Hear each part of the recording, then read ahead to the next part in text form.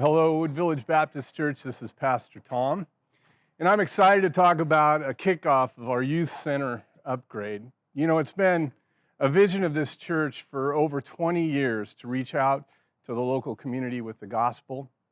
And as part of that vision, we want to reach the next generations with the gospel. We not only want to teach them and train them to be fully devoted followers of Jesus, we want to teach them how to reach out to the community and bring the gospel to their friends and their families and everyone that they come in contact with. And that's why we're so excited about kicking off this youth center upgrade. It's going to be a step and an act of faith. We believe that's what we're supposed to do. You know, we as the church have the responsibility to train and equip our young people and prepare them for future generations to teach people about Jesus. And so here's Pastor Patrick with a little more to say about the project.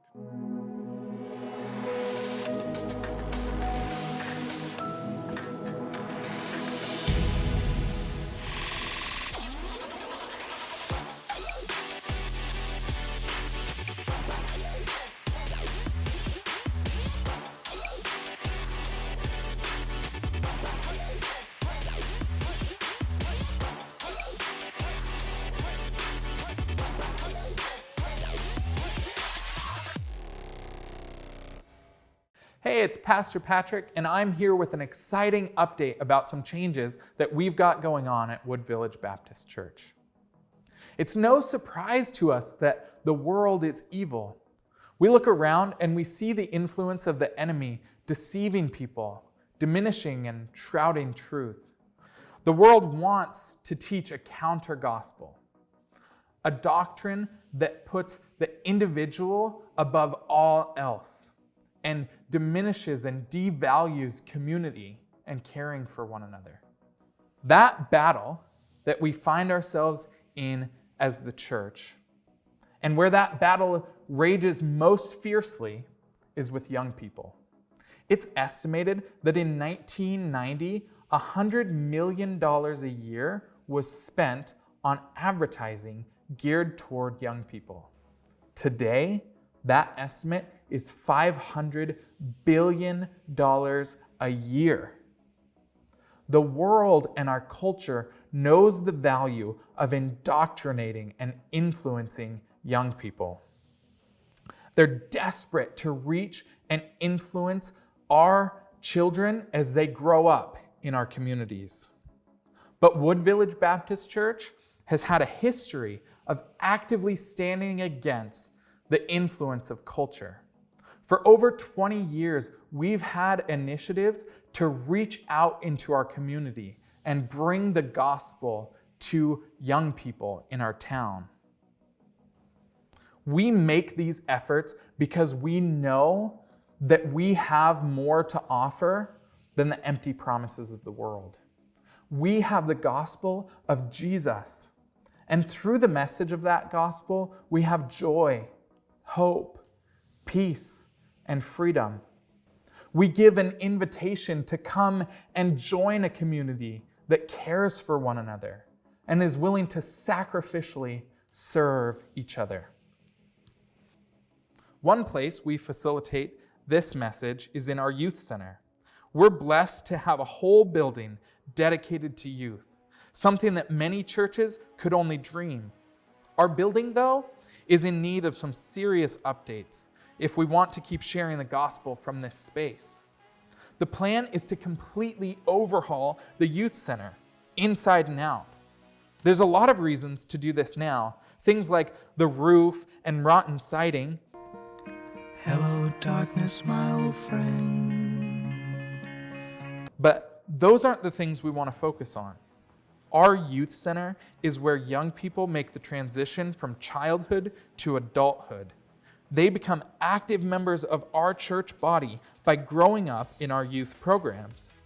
This space is going to make that happen seamlessly. We're going to implement all the elements of the church into the youth ministry. We'll have students learning how to participate on a worship team, how to lead worship, and why we worship. At the other end of the room, we'll have the same type of soundboard that's in the main church building, where we'll have another group of students learning how to serve in the technical arts and fine-tuning their skills to serve in our larger church gatherings. We'll have students learning how to teach, how to care for facilities, and how to participate in the ministries and outreaches that we already have going on in our church. My whole ministry philosophy is centered around getting students prepared and equipped to join the larger church and serve alongside God's people. We're also going to be expanding the youth center to create space for our growing young adult ministry. The second story of the youth center, which is currently used for storage and is kind of scary, is going to be remodeled to create room for that ministry. Our young adult ministry is getting started with a group of people that have grown up in this church. They were thrilled when they heard about the idea to create a space for them and a ministry that they're involved in on our church campus. The updates and changes that we're going to make to this building aren't small or short-term things. We're going to be bringing the building up to speed with a modern feel inside and out. The physical changes to the roof, siding, and windows will ensure that we'll be able to continue spreading the gospel from this space for decades to come. Our hope is that it will be a space that will be utilized for more than just the youth ministry, too.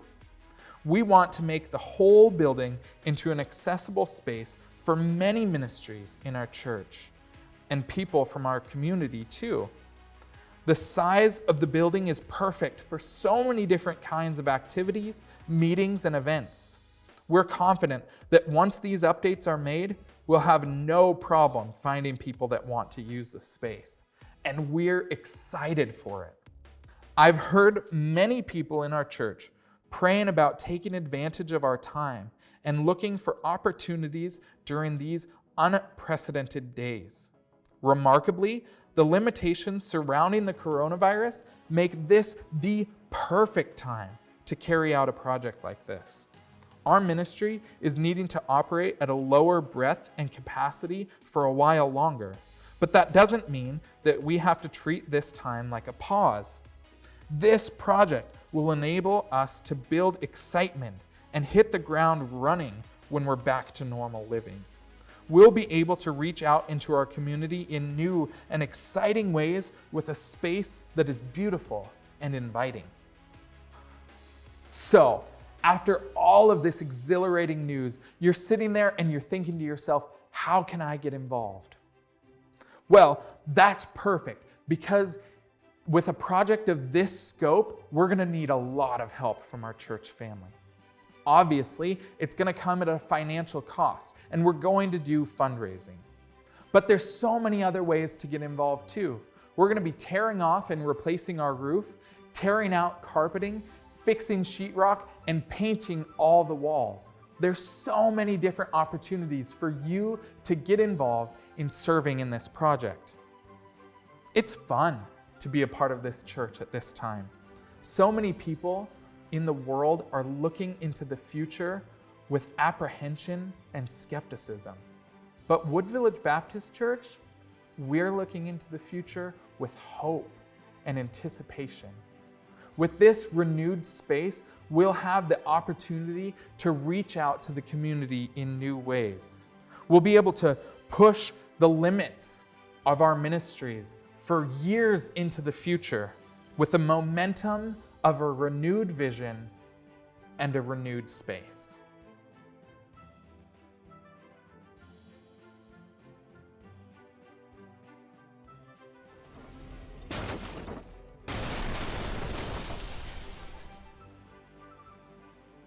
Well, I hope Patrick gave you a good idea of what the project is going to look like, and I hope that you're excited about it. You know, I know that a project like this is an act of faith. The price tag for doing this is $150,000, but we already have $50,000 of that. So we'll be asking our church family to raise $100,000. And you know, within 24 hours of sending a letter last week, we already had $16,000 in the bank. So with faith, things work out. You know, there's a story in 1 Chronicles about King David, where God tells King David, I want you to go to Ornan, an Israelite, and I want you to buy his threshing floor so that you could place an altar on that to sacrifice to me. And so King David does that. He goes to this Israelite, Ornan, and like any good Israelite, he responds to the king that, no, please take it. I want to give it to you.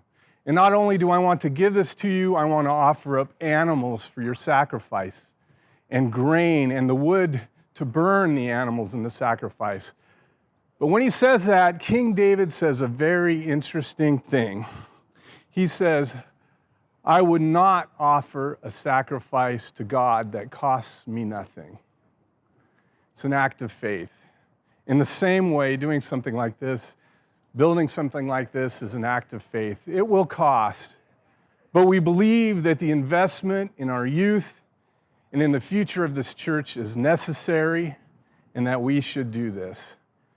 I want you to pray over the next few weeks how you can contribute to this, as well as other ways that you might be able to help. Would you please pray that the project goes well? I'll be sending a letter out to you today describing ways that you can contribute and the ways that you can give. But most of all, I want you to pray. I want you to pray that not only does this go smoothly, but that it bears fruit. It bears fruit with new and young disciples, and it bears fruit with the gospel in our community. Would you do that for me? Thank you.